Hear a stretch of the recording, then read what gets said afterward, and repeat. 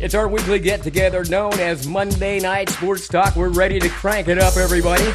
From around the world and mostly Pennsylvania tonight, we are joined by some of our good friends. A bunch of guys getting together, sort of like Monday night quarterbacking, if you will, if you've never been with us on Monday Night Sports Talk. Saying hi to Dave Shannon from Altoona tonight, Jeff Speck, McAlevy's Ford, Chad States, Huntington, and Jimmy Ty from Hamburg, Pennsylvania. So welcome in, guys. Hopefully everybody had a great weekend, not all at one time. Somebody can start the frolicking here tonight by, let me ask this question. Any of you go hunting, deer hunting in particular, which is a national sport here in Pennsylvania? No. Okay. No. Yeah. No. I was shocked. Okay. Not today, but I will next year. You will next year because your son will become... Taking some years off to go, go with my son. What is that deal? I thought you were just giving the deer fair warning. Yeah. Well, I guess you have to be 12, right, Chad, in order to do that hunting Well, thing? you can be younger than 12. It's called a junior hunting program that they have, but he's not really showed an interest into that until this year. Okay, so, you're gonna... we'll go out next year. Okay, well, best of luck to you next year. But this year, I don't know if guys are getting their deer. But, hey, if you're out there and you're getting them, best of luck. Hey, if you're just tuning in for the first time, a bunch of us get together Monday nights. We talk about sports. We opine, if you will, and sort of like Monday night quarterbacking about local, regional, and national sports. Locally, we are basically in central Pennsylvania. Now, we are on the western side, I would say, of the line of demarcation. If you are west of us, you love the Steelers. If you are kind of east of us, you love the Steelers. But well, pretty soon there will be no team in Philadelphia, so you'll be loving the Steelers, who probably might make it to a wild card. But let's talk a little bit about that, and let's start with Jimmy tonight. If you watched the Steelers game yesterday, and it was national, the Steelers lose to the Seahawks, and more importantly, they might have lost Ben, who said he had a concussion and pulled himself out of the game in the last 2 minutes. What's your thoughts on the game, first of all? Landry Jones sucks. Okay. And our defense played terrible. Mm-hmm. Point blank. Ben played really well. Yeah. You know, Richard Sherman. The reason why Richard Sherman is, they say, the best cornerback in the league or best defensive back in the league, because he gets away with penalties. Yeah, he does. Look how many times he held Antonio Brown. On that one interception, he pushed Antonio down to the ground. Yeah.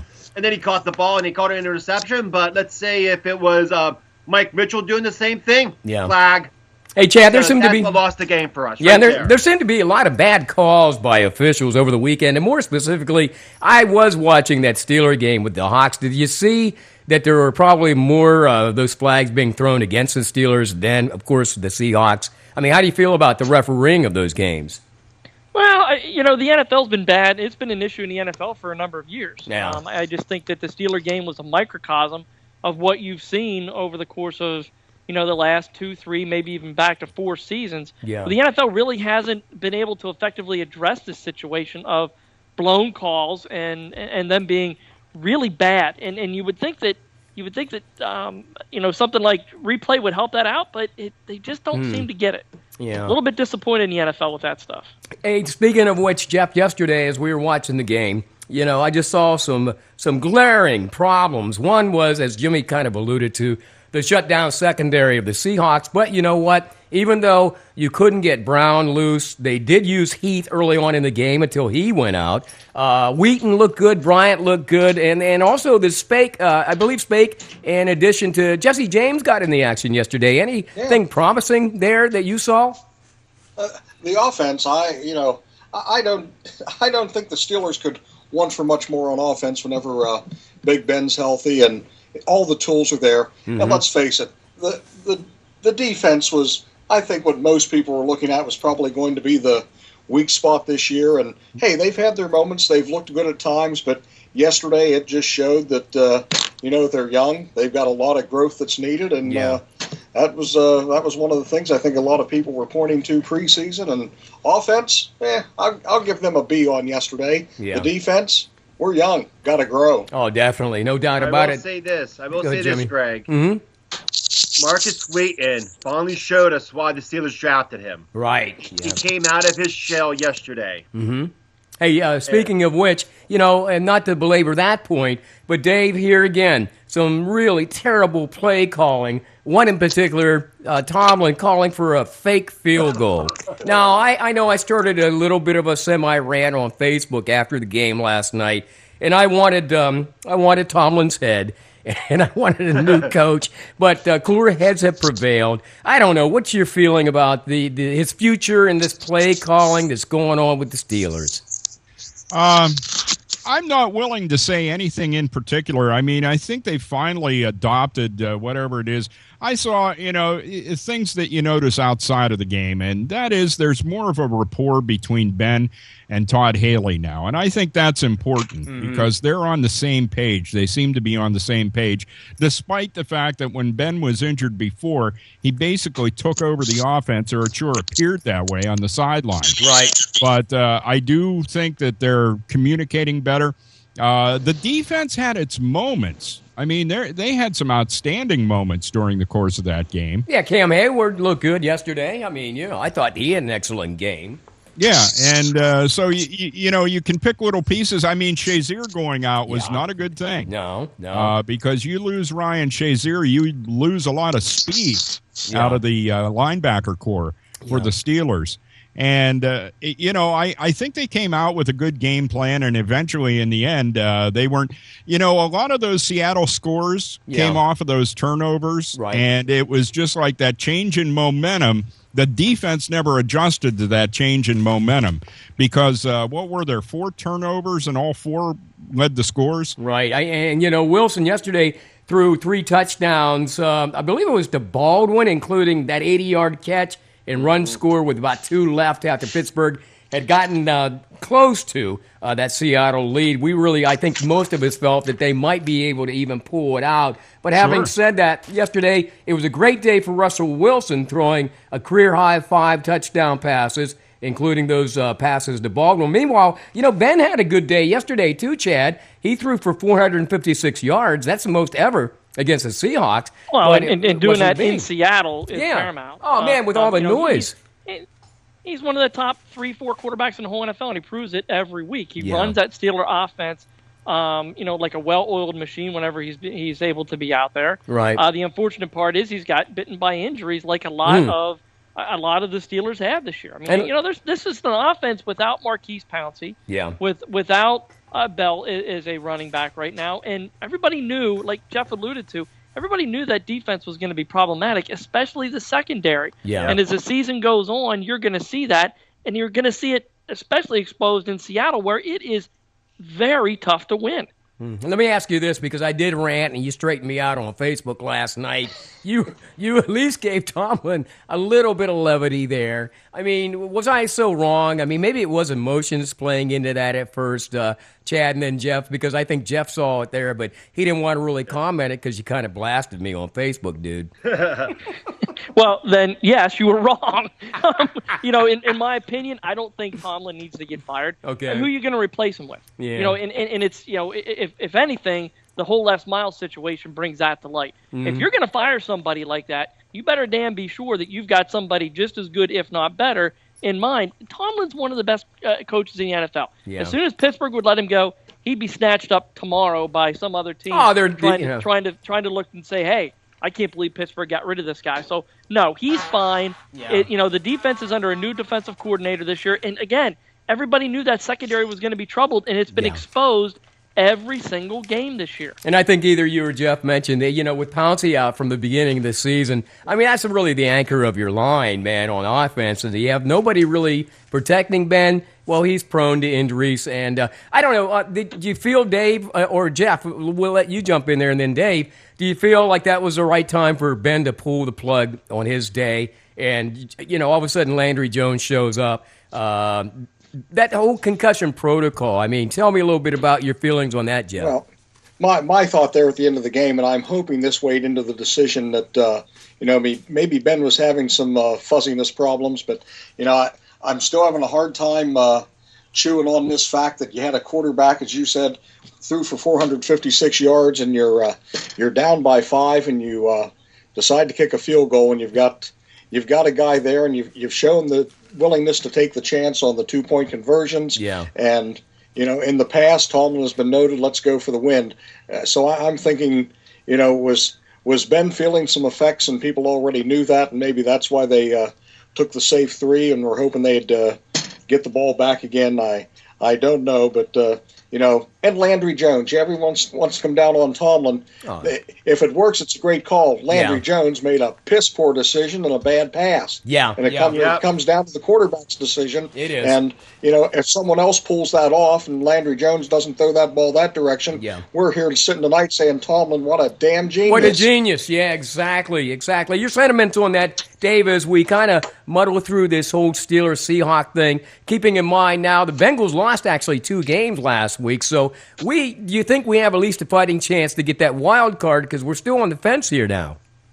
Well, the tough part of the schedule is when we go to Cincinnati and take on the Bengals at Cincinnati. And that's, first of all, not an easy place to play. No. And Bengals already have a win against us, so things are not looking good from that point of view.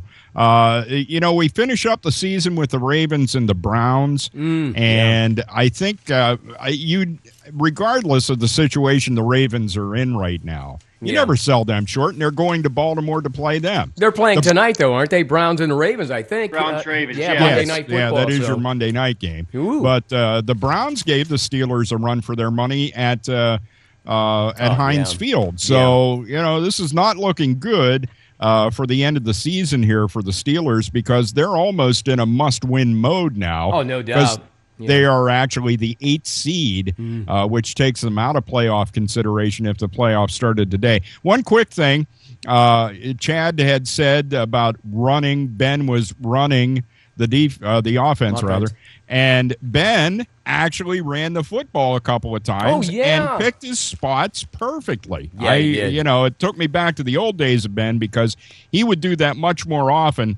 But since he's been banged around quite a bit, he doesn't really like to run the ball. But, hey, he looked at the field a couple of times, and there's so much green in front of him. Why not? And by the way, hats off to Ben on that. And the other thing is he pulled himself yesterday. Yeah. That was nobody on the sidelines making a decision.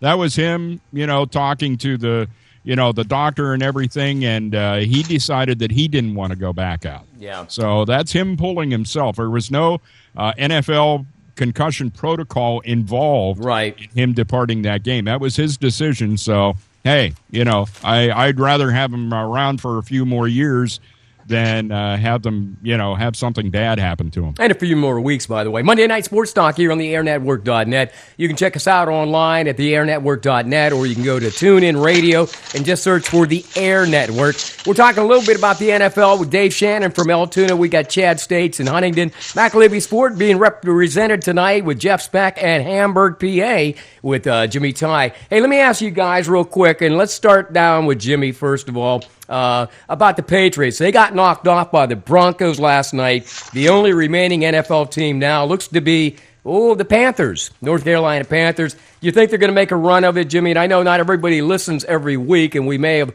touched on this last week, but so what if they do? I mean, what implications are there with Cam Newton and the Panthers going undefeated? I think they have a good chance of going undefeated this year. They have a tough game coming up against, I believe it's New Orleans this week coming up. Mm-hmm. Drew Brees didn't look too good the other day. So, yeah, they have a good chance. They have a stud. They have a good defense. Their defensive backs are really meshed together well. Right. And, but the Patriots, everybody complains about the Patriots losing. But if you look at Tom Brady can't carry that whole team without his weapons. No. You lost Dion Lewis, Edelman. Radkowski got knocked out last night. Gronk's injured, even though he's day-to-day now. And I can see the Panthers going undefeated, but their toughest game, I'm going to say, is probably going to be against Atlanta Falcons. Hey, Jeff, carry that a little bit further. It doesn't really matter, because I don't know, do you guys even care if a Super Bowl team goes, undefeated? I mean, there are years the Patriots, by the way, lost 3 games and still won the Super Bowl. Remember that one year the Giants? I think they were 7-9 and went on to win the Super Bowl one year. Yeah, the undefeated stuff, that doesn't. I guess that doesn't impress me, especially if you get down to the end of the year and meaningless games. Yeah. Where I don't know if I want my franchise out there on the field and taking a risk of something stupid happening and not being around for the playoffs, which I would look at maybe sacrificing a game 15 or 16 instead of sacrificing losing a Cam Newton or a Tom Brady. Yeah. And the only people that care about undefeated season are the 72 Dolphins. Yeah. The only ones whenever it's going to be like week 13, 14, 15, whatever. Right. That's when you're going to see, the 72 Dolphins are going to say this about the Carolina Panthers being undefeated. Yeah, the days of Larry Zonka and who else was running back there back in those days? It came to mind just a moment ago, and it's Mercury Morris and those guys. Morris, yeah. So and they're the only ones who are really going to care about undefeated season. Hey, Chad, really again, now Chip Kelly, what's his future look like in the NFL? I mean, seriously, does he have a future in Philadelphia or even in the NFL right now? Because there's a lot of talk. As I posted last night with you, I don't think Philadelphia fires him, which is unfortunate because he's a college coach. Right. And he's proving that. And the fact that Philadelphia gave him the reins to make the roster changes that he made, and he's failing miserably with that, I ought to tell you something. He walked in there thinking that a system can win in the NFL. Yeah. Wrong. Not in the NFL. A system can win in college. It can win in high school. Yeah. Players win in the NFL. And if you don't have the players, you're not going to do it. And he let all his good players go. I watched the Washington game yesterday. Oh, yeah. Deshaun Jackson looked great. Yeah, Washington won that game, too, man. They defeated Giants 20-14. And you can't let you can't be arrogant enough to think that my system beats great players, and because it's not the same. So I think Chip Kelly is going to be looked at by Miami. I think he's going to be looked at by Georgia. USC just hired their coach tonight, so no worries there. But he's going to go. I think he's destined to go back to the college ranks, but he's going to go back on his own. He wouldn't take that Virginia Tech gig, obviously, right? I don't think so. I think the money's going to be somewhere else for him to go. Yeah. Hey, Dave. Look at the college coaches that coach in the NFL, but now are succeeding in college. You have Nick Saban. Right. He went to college. Well, he went to the NFL and he didn't. Now look at him in Alabama. Yeah. Chip Kelly went from Oregon, mighty Oregon. Hey, look at him run the ball. Yeah. Maybe the first few games, everybody was talking about, this Chip Kelly offense is so powerful. That was the system he was talking about. This is the system. This is going to change the NFL. Yeah. Well, you have these defensive coordinators out there. Yeah. Like a Dick LeBeau who can prep for them. Yeah. LeBeau's been in the NFL for how many years? Yeah. So he's seen everything. So it's not going to shock defensive coordinators like that. Well, I think what it has to come defensive coordinator college. It's going to come down to as Chad said, this system. And you know what? Tomlin has the players, so I think now they just have to kind of adapt a system because they definitely have the talent. You know what I'm saying? He couldn't come in and use a system per se. So they kind of use the ingredients of the talent that they have. And Dave, having said that, do you have any kind of early pick for the NFL's MVP this season? I think we touched on this a little bit last week, but do you have anybody in mind other than, let's say, Cam Newton as the MVP this year?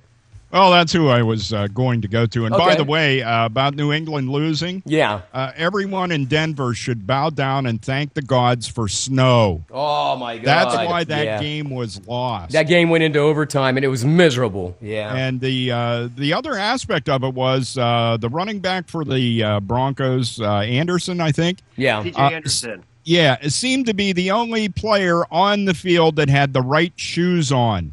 He was the only guy that did not slip, slide, dive, anything else during the course of that game. And I'll tell you what, you got to see, you knew they were a little bit in the head of Brady because he started yammering to the officials last night. Yeah. And you knew that there was a problem in his head at that point. And the fact that the field was not in the best of conditions, which, hey, football's played outdoors for the most part. And when it is, you're going to run into snowy situations. And that was what the difference maker was in that game. I think New England wins that and it was, if it's not a snowy night. And it's all fair in love and war. Gronkowski injuring his right knee. Had about 2.5 minutes left on the clock in regulation. He's carried off. As you said, hey, it's even Steven, man. It's the field. At least somebody didn't deflate the footballs. Having said that. Exactly. Yeah, you got no problem with that. Having said that. Hey, Jeff, now here, let's move a little bit to college here on Monday Night Sports Talk here on the airnetwork.net. And I watched this game. I was embarrassed, to tell you the truth, on Saturday. Penn State got that beat down by Michigan State. They fired John Donovan, their offensive coordinator, on Sunday. Jeff, do you think this is maybe a sign of things to come? Or, now, again, I ranted about Franklin losing his job last night, too, and I know you got to give the guy a chance, but how long do you give him a chance? I mean, he's got recruits coming in now.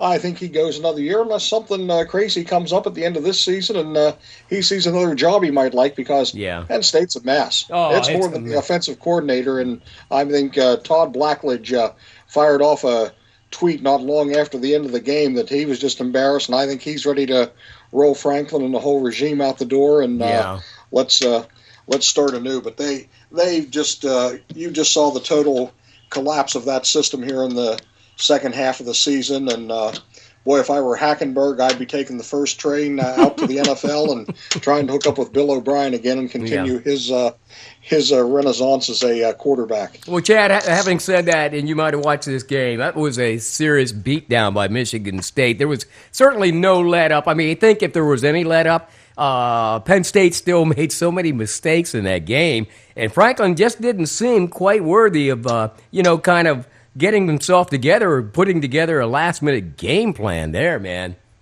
Yeah, I've not been impressed with him as a game day coach. Yeah. But I'm a little bit more patient than I think the rest of Central Pennsylvania is going to be with him. Yeah. Guys, this is the time, and I preached this last year too, this is the time when the sanctions were going to affect you the most. Last year, this year, even a little bit into next year. Any good AD is going to give a new coach time to make sure they build their recruits through the system to really get a good, valid look at what that coach can do. Bill O'Brien did a fabulous job at Penn State, but he also had seniors that were able to be there from Paterno's regime. So the roster turnover wasn't as huge with Bill O'Brien. What Bill O'Brien wasn't able to do was recruit full classes. So what he in essence did was try to recruit the best skill positions that he could to hopefully make his team as competitive as he could possibly do that, knowing full well that that's going to hurt you down the line. Really, he really didn't have a choice. Well, you're seeing that. And so I'm a little bit more forgiving in what Franklin is doing, because I think he's doing the right things recruiting-wise to get that to get that roster built back up to where it needs to be competitive. Now, with that said, I think that there are certain aspects of his game planning and his game calling that have to come into question. One of them was Jim Donovan. He answered that. He took care of that. And so we'll move forward from there. But I don't think Franklin's going to go anywhere for at least 2 years, at least. Jeff, you were going to interject something there. Go ahead. I was just going to ask Chad. I mean, he touched on the recruiting aspects. Now, do you think this kid from Detroit, what's his name, Lavert Hill, he was a big early signee, I think, back in January for Penn State. He was. And they were really looking at him as a super corner, and he's now decommitted to Penn State and probably looking at Michigan or Michigan State. Hasn't ruled out Penn State, but you think that's going to be an isolated case, or might we see some other people? No, I mean, but that's recruiting these days. Yeah. That happens to universities across the nation. That's not. That's a 17-year-old kid that can't make up his mind. That's right. And he's going to look at Jim Harbaugh and say, man, there's the greatest coach in America, which he's the greatest coach in America. That's a guy that can coach anywhere you put him. Yeah. Doesn't matter. He'll coach your peewee team and bite your kid's head off and get you a championship. It doesn't matter with Jim Harbaugh. Hey, what was the school that had the strippers like that they brought on campus? Louisville. Louisville. Okay, Louisville. So, I'm deciding I'm a kid. I'm 17 years old, and you meet me at the gate, and you show me a good time. There's a lot of things that you have to take into consideration. Why coaches recruit over top of recruits as well, because they know they're not going to land everybody. One of them that's out there. And if you start looking at some of the conversation around Hill, he was kind of lukewarm with his commitment anyway. They kind of figured that, you committed, but it was more of like a soft verbal to Penn State. Yeah. So that really wasn't a big shock to those guys. Yeah, I gotta interject here too. I think if you get rid of Coach Franklin at this point, it's the biggest mistake that you could possibly make. This guy has not had the opportunity to build a football team of his own as of yet. He's getting close to being able to do that, and he is young. He can relate to the players, which is important. And he seems to have the respect of the players. They have fun at practice. I remember watching Little League World Series when the American team went down, and he made that deal with one of the Little Leaguers that if he could kick a field goal, he'd lay down or get down on the field and give him 20 or whatever it was. And Coach Franklin lived up to it. But that's, I think that's the kind of an atmosphere that really entices young guys. Yeah, strippers don't hurt, but Going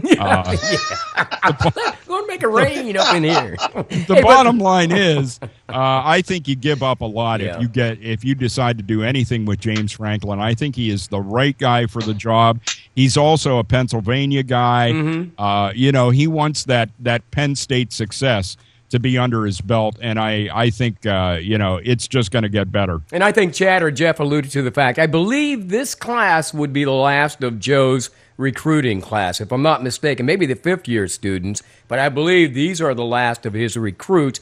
So now we actually get the class coming in. The small amount that Bill O'Brien was able to recruit because of the sanctions. Yeah. And let me ask you this, and let's start with Chad, and then we'll go round robin. What's the future of Penn State in the Big Ten even look like? And how far are we out until they become a Michigan State, or they become a Wisconsin, or they become a one of the power elites in the Big Ten? I mean, when do they really compete, Chad? I say 2 to 3 years. You think seriously? I really do. It really takes that much to get that roster recruit, so you can go back and you've got depth built up there. Yeah. You now have competition built in against these guys. Some of these guys on the offensive line, there's no competition. Yeah. They're walking out there and they're just playing, and there's nobody behind them to push them. So I'm really going to say 2 to 3 years till you really start to see Penn State starting to compete with some of these upper echelon folks, and that's what the sanctions bring to you guys. Look at USC; they still haven't recovered. Yeah, I mean, they're still not a very great football team. Well, they can't even maintain a coach though for more than 2 or 3 years. And that's why Dave's point of keeping Franklin and keeping that consistency is so key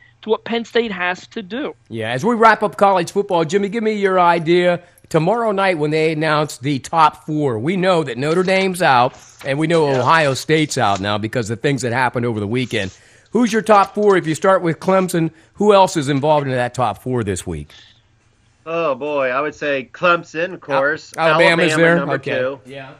I would say Alabama, Iowa. How about Iowa, and how about Oklahoma State? Or was it Oklahoma, I guess? Yeah. I would say Oklahoma. Okay. I would say Oklahoma. Okay. The way they beat down Oklahoma State. Oh, man. Yeah. Oklahoma, definitely. Yeah. So you guys think pretty much for the most part, Baylor's out, Ohio State's out, definitely Notre Dame's out. Dave, you have any difference than what Jimmy's opinion was on the top 4 that we'll see at the end of the year? I think he's dead on. Yeah, I think he's dead on. Hey, I think he mentioned Iowa, Chad or Jeff. Do you guys think Iowa's going to stick like till the end of the season, or do you think they're going to be gone? Well, I mean, your conference championship games are going to play this out. Yeah, the Big Your Ten. winner of your Big Ten championship is going to get in. So it's either Iowa and Michigan State, however they roll through. Yeah. And don't forget about North Carolina. They've only got one loss. Oh, that's right. They play Clemson, don't they? If they beat Clemson, you might look in there. That's the only lock right now is Yeah. Oklahoma. They're locked. I don't see how they don't get in, considering they just won the Big 12. And Alabama's not even a lock. Alabama plays a pathetic Florida team coming up in the SEC championship. Yeah. They're gonna put somebody from the SEC in. Even though I don't think this is a great Alabama team, because it's just not been a great conference, I think they're a virtual lock as well. So you're looking at the other two, and I think the conference championships determine it. I think sitting at number 5 is Michigan State, sitting at number 6 is North Carolina, and you're just going to flip out teams depending on who wins. Hey, by the way, Chad, the SEC conference. Go ahead. The SEC conference is the ESPN conference. Hey, Jeff, go ahead. What you were going to say about? I'm going to set my New Year's Eve TV viewing. The Cotton Bowl, Alabama number 2 versus number 3 Michigan State. Okay. And the Orange Bowl, number 1 Clemson takes on number 4 Oklahoma. There you go. It's that in stone. Matter of fact, it's on tape. I've got my party platter ready. Okay, we're playing it back. You got some pig ears in there, I hope. Well, they don't call them pig ears. What do they call those around here? Once you start eating those out of the bag. Pork rinds, I'm sorry. Pork rinds. Yeah, pig ears. All right, listen, guys. I'm glad you had a chance to talk a little bit. Before we go, though, on college football, I want to talk about a sensational season that Pitt had. Regardless of where they played their bowl, they might end up down in Arizona. I understand they could be in San Diego, but they are going to a bowl nonetheless. I'll start with Jeff and then Jimmy because you guys are Pitt alums and you love the Pitt Panthers. What do you think, man? What a season, huh? Hey, great season. What a squandered opportunity again on Friday. Once again, Pitt shows up to play 3 quarters, and unfortunately, Florida had laid 17 on them in the first quarter, and it's all that dancing. It's all that dancing. That's it. But I see Pitt probably ending up in the Military Bowl on December 28th, probably taking on Navy. Okay, Jimmy, what are you thinking now as far as Pitt's season? Do you think a great season, and they just move on from here as they change that culture with Narduzzi? It was a shocking season as a Pitt fan because I would have never thought that Pitt would have did this well, especially with the rookie head coach. Yeah. Being there for meeting rookie head coach his first year at Pitt, and the way they came around Narduzzi. I can see them going, like Jeff said, to the Military Bowl, playing against the Navy. But it was a good season for Pitt, and, we're building. The Pitt Panthers are building, and can't wait till next year whenever you get a lot of good recruits coming in, and Pitt's back. Yeah, Monday Night Sports Talk here on the airnetwork.net. Go ahead, Jeff. Yeah, I'm glad we weren't doing this show back late August, early September, because I'd have written the Panthers off for maybe 3 or 4 wins after Connor goes down. I thought, phew. Yeah. There goes the season. Monday Night Sports Talk online at theairnetwork.net. You can always check us out on the Air Network here on the on your mobile device, by the way, TuneIn Radio. Just go to TuneIn, download that, and just put in the Air Network. By the way, you can Skype us at Greg Banks 3, Greg Banks 3. I was telling folks we'll have details on a phone number. I just have to put everything into the studio, and then we'll have that number hopefully ready next week here on Monday Night Sports Talk. Hey, having said that, I want to go with Dave first, and then we'll talk a little hockey in a moment. But kind of sad, I heard today that Kobe's finally retiring. The guy's been playing since he's, 17, 18 years old, and they always kind of said he would be the next Michael Jordan. Do you think he lived up to that status somewhat, Dave, in his career, Kobe, Bryant? Well, I think certainly by his offensive performance, the one thing that eluded him was all the titles that Michael Jordan had. And so I don't know if that's the way you want to end up judging someone by titles. Maybe you do. But there's no doubt about his offensive prowess over the course of time. And he was indeed a special player to watch. So I'm on the Kobe Bryant bandwagon, except for his little indiscretion that he had in where was that, Colorado? Yeah. Outside of that, hey, the guy played the game really well and an offensive threat anytime, and so and it's always good to hang it up. You reach a point, head of the game, and there are those that would argue maybe he could have done that last year too. Yeah, exactly. Jimmy, I know you're what of an NBA fan, and you followed the career of Kobe Bryant. Yeah. Now, as we move forward, though, we got the 76ers, the worst franchise in the history of anything, I think, almost, anyhow. Then you have Golden State Warriors. Golden State Warriors are, 18-0, 19-0. I mean, it's fabulous because you've got this little guy. All you have to do is throw him the ball, and everything just rains, man. I mean, are you excited about the upcoming NBA season? Because I really don't pay attention till, March. I'm excited for the up. I watch it once in a while, down here in Hamburg. I get Sixers games, and they're pitiful. The Sixers are pitiful. Hey, let me ask the question: does anybody know, Chad or maybe Jeff? How comes the Sixers get the high draft choices? Where in the hell are they trading their players like Philadelphia Eagles? Because I'm not seeing it. They've had a number 1, number 2 draft the last 5 years, and they continue to lose every game. The funny thing is that? Go ahead, The funny thing Chad. about that is the Sixers got Okafor out of Duke, right? Oh yeah, I saw him on a All-American, whatever, best video player, today. This and that. Bar fight now. I just saw on TV on the Philadelphia News fighting tonight. out in the streets last night. No, he got pulled over for going 108 miles an hour. Dude. Oh, that's a smart thing to do. Yeah, after a street fight. Yeah. Hey, we talk all kinds of stuff about sports, but on the organization though on that one, because there's a kid, and they're and I saw some of the preseason stuff the Sixers were putting out that they're building the whole franchise around Okafor. Well, let the kid at least get out of the shower for Duke before they make him the next LeBron James. And they put a lot of expectations on him in a town that the only thing they got going for them is the Temple Owls. Yeah, and I don't smells like smells like the Cleveland Browns over there, doesn't it? Oh, man. It all No points kidding. to the front office, guys. Yeah. This all points to the front office and making the right choice. Yeah. They've had the opportunity to. They passed up on that Porzingis kid that the New York Knicks took, and he's having a fabulous, rookie year. So it's all about making the right choice and doing your homework with that. Some front offices just don't get it. Man, this is a business. The Sixers. Look who the Sixers drafted. Not like two years ago. Joel, what's his name? Yeah. From the guy out of Kansas. Yep. See, I don't even know his name, and you don't either. So what the hell? Yeah, he was a stud going in Kansas, and then he gets his foot injured. Now he's never going to play in the NBA again. Yeah, but and the Sixers drafted him third. Yeah. Well, anyhow, listen, I didn't want to even get into the NBA thing, but I just wanted to mention, hey, Kobe, we'll see you, man. He's making his rounds. He's probably going to get like some Cadillacs and some whatever he gets, so people can say goodbye. And he starts his goodbye tour in Philly, doesn't he? Yeah, I think he does. Yeah. Basically raised in Philly, so that ought to be interesting. And that should be a guaranteed win, wouldn't you say, Jeff?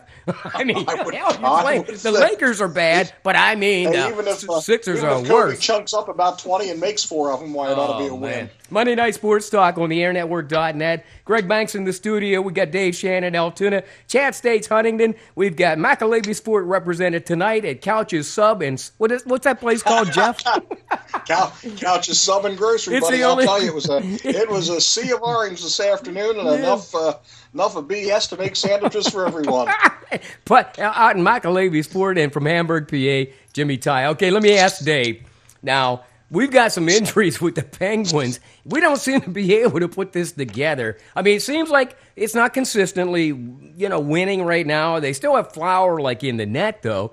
Let's talk a little bit about the players. Bo Bennett's name comes up. I see Malkin's name come up one night. It's sort of like, instead of this whole thing come together with the Penguins, it just ain't happening yet. Well, I'll tell you what, over the last 4 games, Evgeny Malkin was just an absolute workhorse for that team, doing some amazing things. And they had a good game that they won in overtime against the St. Louis Blues last Wednesday, and then they just fell flat in their face Friday and Saturday. Yeah. And you cannot lose those games in overtime like they did those 2 consecutive nights. And what I see continually, there are 2 guys offensively, and whatever we want to say about whether it's up to them or whether it's up to the coach, I can only tell you that Crosby and Letang are not the players that they have been in the past. There are no known injuries to either of them. Right. And therefore, I have to say this is attitude. And we had this discussion last week. They're big boys, it's like do what the coach tells you. Yeah. And but I don't think that's what's going on. Crosby came out, I think it was Wednesday night, and had a really good performance, couple of goals in the game against St. Louis, and looked like, quote-unquote, the Crosby of old. Well, the fact of the matter is, on Friday and Saturday, he looked like a rookie that came up from Scranton Wilkes-Barre that was in awe of the NHL ice. Yeah. So, that being said, I mean, here's all I can say. The guys have the talent, okay? Mm-hmm. Chris Letang, just on speed alone, has got the talent to get him goals, and he's not shooting the puck well. He's not getting good opportunities. Crosby, I don't know. This could play into the maybe he's got too much in his head. He's trying to do too much. But the bottom line is Malkin went out there and he was hell-bent and determined to do well in the last 3 games, and that's what he did. So I still say that it's a lot better to go out and play a game when you believe in the coach and you want to get behind the coach. And I don't think they are, and I think they need to get rid of him. Well, I know you keep bringing that up, Dave, but when you get into 3 periods of regulation and have to go into a shootout, where is that the coach's fault? I mean, where is, the coach's fault comes from if you have a lead going into the 3rd period, okay, and you have it for a majority of the 3rd period, and then it drizzles away from you. That is coaching. because there are two things that need to go on in that case. First of all, you have to decide what you're doing with the puck in the neutral zone, whether you're going to dump it into the offensive zone and switch out, or whether you're going to go ahead and attack. Okay, that's coaching. Yeah. That is all about coaching, and he's not picking the right thing to do when this team is in the lead. Another thing I noticed, one last thing on these last 3 games, there are certain players now that are ignoring the no stretch pass edict that came from Mike Johnston. Right. Okay. And they're working. The passes are working. This is what that team is. They're explosive. Let them be explosive. He's not doing that. He wants them to conform to him. So I still say you don't get rid of one of the most talented rosters in hockey just for the benefit of this guy who really doesn't really have the background, and to me does not show the leadership necessary to be a good NHL coach. By the way, thanks for checking out Monday Night Sports Talk on the airnetwork.net. Greg Banks in the studio. Dave Shannon just finished up a trilogy there on the Pittsburgh Penguins. I don't even know if they call it a trilogy, but it seemed like a hell of a long time, Dave. Anyhow, listen, I will You check. gave me the mic, man. Yes, I did. Ran with it. And you had to, because, hey, did any of you other guys want to say something about the Penguins, Chad? I mean, are you watching those games, or Jimmy or Jeff? Well, one word to Dave. Amen. Thank you. Hallelujah, brother. Hey, because, yes, amen, Dave. But here again, he's ready to fire this freaking guy. I'm sorry. Go ahead, Jeff. I said, Hornquist and Crosby, they have a dust up there behind the glass, and and everything I'm reading in the Pittsburgh media this morning and yesterday late with some commentary and such, that most of the Pittsburgh writers now say that the clubhouse is ready to explode. They got a problem in the clubhouse, and I've been hearing that for several weeks now, because they allude to it in the press. Who gets that under control, Greg? Yeah, that's right. That's the coach's job. That's the coach's job. For the first time, they were all coming out today, and this is Johnston's problem. He created it, and there's no control, and it's ready to blow. Hey, well, guys, I'm somebody checking. finally saw things my way. Well, and I'm seeing them writing, happened, and they're writing about it. There. Yeah. No. When Osmond was there, you never heard anything like this clubhouse blowing up. Well, listen, in the Metropolitan Division that's being led by the Capitals right now, we're not that far behind. I think we're only actually like 3 games behind them in the loss column. Of course, the Capitals followed by the Rangers, then Pittsburgh. So, hey, it's early yet in the season. I don't think we really get into the meat of it until maybe late January, early February. So there's a lot of hockey. Long? Do you wait that long with this guy? I can. I think I can wait that long because, we don't know what else is happening on these other teams right now. And they could implode at any given time. So I'm willing to give the guy a chance and say to the players, and you're right, Dave, hey, he's the coach. He's the guy that's got to maintain that confidence in his locker room and get those guys together. So if it means like he has to take them to some kind of combat military training like coaches have done in the past. Hey, Bilesman took them up to West Point. I remember and that. the rock carry. Yeah, I remember that. Take them to Louisville. Yeah, hey, I'll bring them down here to Huntington. We'll run them. Hey, Jeff, we'll find somewhere they can run down that main street over there in McAlevy's Ford and see many. That kind of stuff goes on in Enosville, not the Ford. Oh, okay, I'm sorry. All I know is there's a hell of a lot of pickup trucks out there, and if they can outrun them, I tell you what, they can win the Stanley Cup. Monday Night Sports Talk, Greg Banks. We're going to have a phone number that you can call, but you can hit us up on Skype if you'd like to tonight. Greg Banks 3. Greg Banks 3. Got about 15 minutes. Let's talk a little bit about local sports here. Penn State wrestling, I don't know. I've really been following it, Chad, but I know that Cal Sanderson has his boys ready to and engaged to win a national championship. Hearing some good things since last week about that squad? They've been pretty quiet. They finished up their California trip by defeating UC. I think it was Cal State Santa Barbara. Cal State, yeah, I remember that. And then or UC Davis or something. One of those state schools out there. They blew them out, and then they beat Stanford on Sunday. Right. So they're sitting at 4-0. They have the Nittany Lion Open coming up next Saturday, and then they will wrestle their first home dual meet on the 13th against Wisconsin. So, I mean, it's a machine. They're rolling through. They're going to roll through undefeated in the dual meet season up until they meet Ohio State. Yeah. And that is in February. So good things to come. It's just a fantastic roster, and anybody who likes Pennsylvania wrestling, that's the team to watch. Hey, I was watching the Moshannon Valley BG game the other night. They had it televised live on District 6 on the State College TV station. You had mentioned to me, I believe it was Chad or maybe Jeff, the kid to watch for with Moshannon Valley.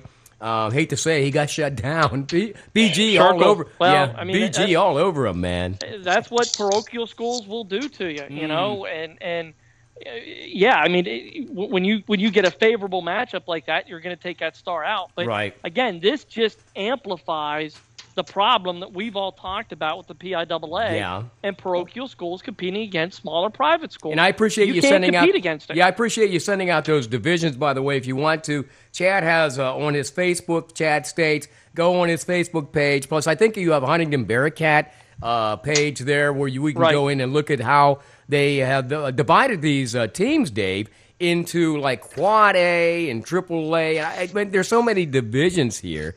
And I don't know for the life of me if it's really going to resolve the real problems of parochial versus charter schools versus public schools.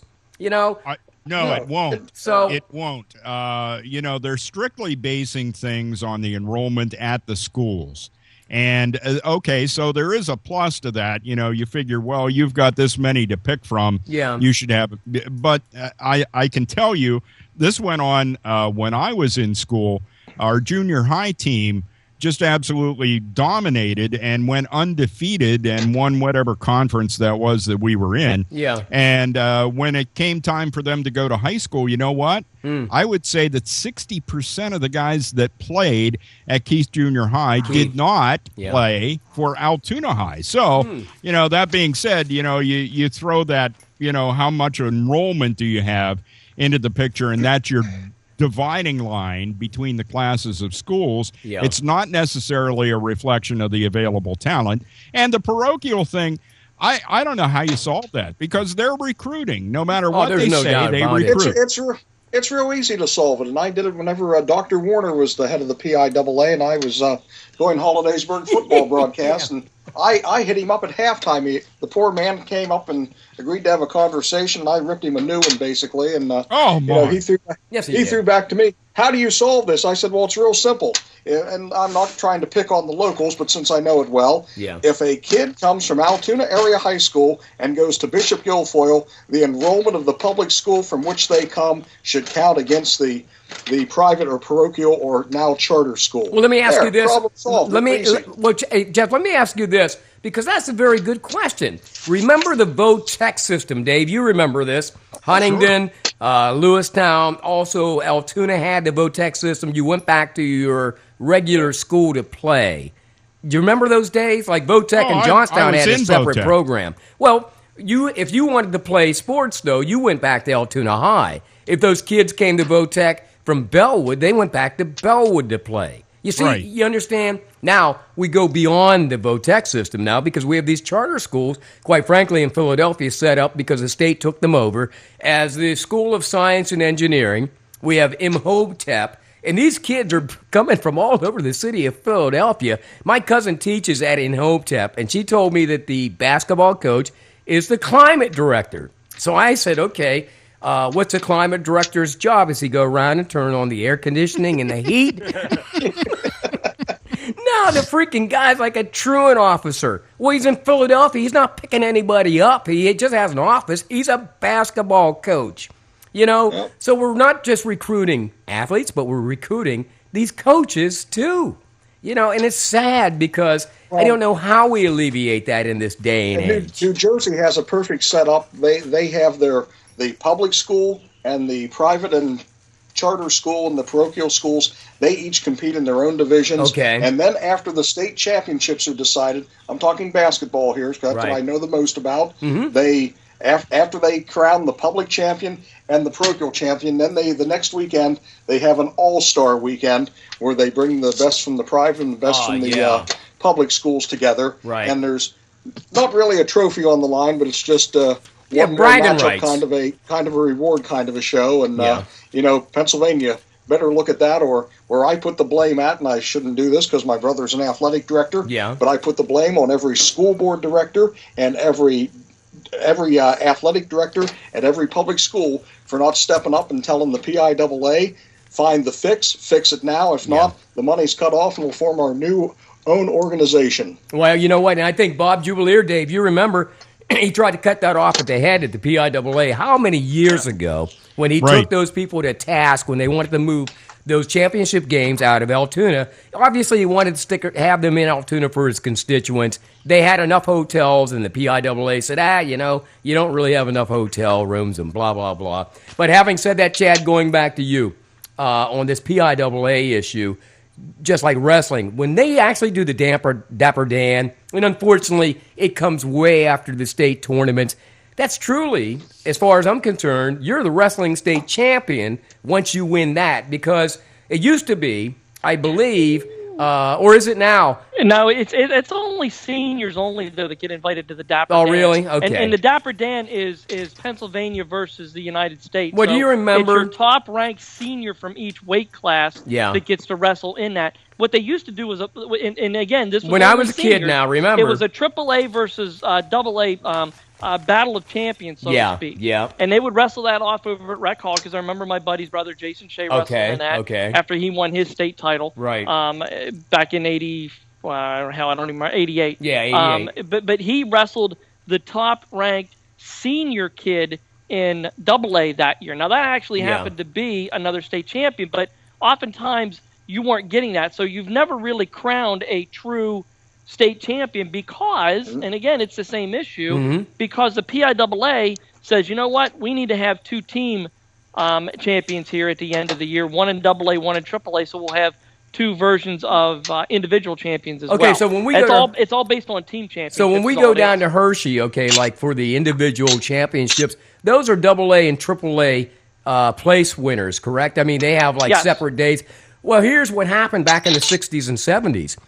Henry Green, a good example. Carlton Hasser, a good example. Carlton didn't even have a school to wrestle for because Johnstown didn't have a program, so he wrestled under co-op with Westmont, and when he was state champion, it didn't matter. He wrestled whoever came. Henry Green, it didn't matter. Single A, double A, quad A, whoever they put on the mat against you, you beat them. You were a state champion back in those days. Yep. Now, I think there's a reason why PIAA, they do it because of the money. Let's face it. Well, like they Jeff do it that said. way, but they want to crown two team champions is how they want to do this. Okay. And the only fair way to do it is separate AA and AAA away from Well, each let's other. face it, when football comes up here in a couple weeks down in Hershey, when all those games, single A championship, double A, AAA, and quad A, it's about the money, man. Getting people into Hershey and getting those rooms filled up. Go ahead, Jimmy. You talk about the recruiting and all that. Yeah. I know my high school, we stunk in sports. Votech. Yeah, you did. Votech, whenever I was there. Not in the 80s, but back when you were there. Think about this, okay? In the 80s, Yeah. in football, Tony Penna was going around recruiting kids. Yeah. Saying, hey, why don't you come to Johnstown Votech? We have Ferndale, Westmont, Richland, Wimber. Yeah. They get the best kids from each school. Uh-huh. You combine them. That's the same thing as, we're talking about the Catholic kids. Even whenever I was in high school. Yes, you were. And Mark Wissinger, our basketball coach, recruited a kid from Johnstown High. Mm-hmm. But the stupid thing about Wissinger was he had no idea the kid was 19 years old and just got ninth grade like fourth high. And had just gotten out of prison. It was crazy. And, back in those days, they didn't allow you to be a fifth-year student at 19. And people could say, these Catholic schools can recruit in that, but because Votech stunk so bad, they just took like the scrubs. Jimmy, you're killing me. They also recruited. Okay, but here again, you got to remember Huntington, even though it had a Votech, those kids went back to their schools. Am I correct, guys? They still do. Yeah. You go back to Huntington, you go back to Mount Union. If Mill Creek had a high school, they'd be going back to Mill Creek. So I think that's in all fairness, and I agree. Whoever said, let's split these up like the old days when they had the parochial league championships back in the 60s and 70s, let's go back to that and now include charter schools and these public schools because we know, even though people say, they don't recruit. Yes, they do. How does Artrell Hawkins and Andy Hawkins go to Bishop McCourt High School when they're like full-fledged gospel Pentecostal, good God almighty Baptists? And there's no freaking way. Hey, man. Yeah, it's like they're not going to sit around and genuflex and do no Hail Marys. And they're playing for Bishop McCourt. So somebody said, well, his uncle paid the tuition. No, he didn't. If his uncle's name was Guido, he paid it. Okay, I'm done. I hope Arturo and Andrew aren't listening. But hey, if you are, man, hey, tell the truth. I'll bring you on this show. Your Uncle Carlton will tell the truth because you're all related together. Okay, so... All right, Jeff, hit me up with this. By the way, Jeff, I did like what you did say. What was the response from the PIAA guy when you gave him that line in your halftime? Yeah, Warner.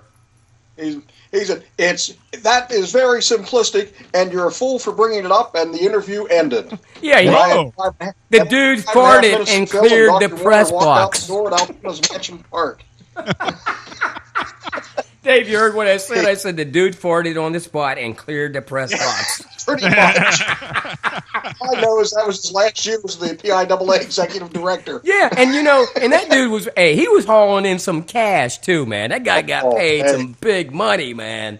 He was the one who instituted the annual meeting in Colorado Springs or wherever, somewhere out in the Rockies. He was right. They had a ski meeting every year. Well, let me ask you this, guys, as we get ready to wrap up this Monday night edition of Monday Night Sports Talk on the airnetwork.net. Dave Shannon in Altoona. We've got Jimmy Ty in Hamburg, Chad States Huntington, and Jeff Speck, McAlevey Sport.